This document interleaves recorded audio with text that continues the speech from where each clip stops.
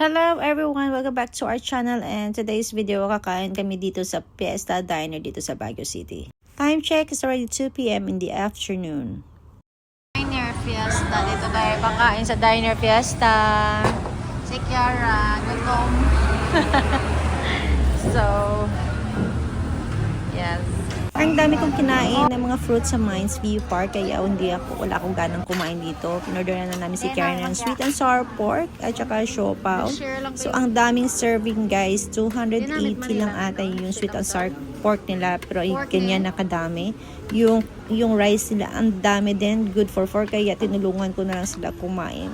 Kahit busog pa ako. Napakamura daw dito nung mga pagkain nila kasi guys, may sarili silang garden yung sa mga vegetables nila para sa kanilang mga niluto. Kaya ayan guys, thank you for watching. Please don't forget to like, share, and subscribe.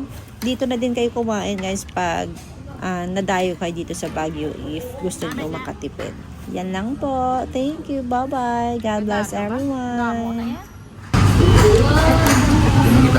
Karon na matama Bye-bye na be. Thank you for watching.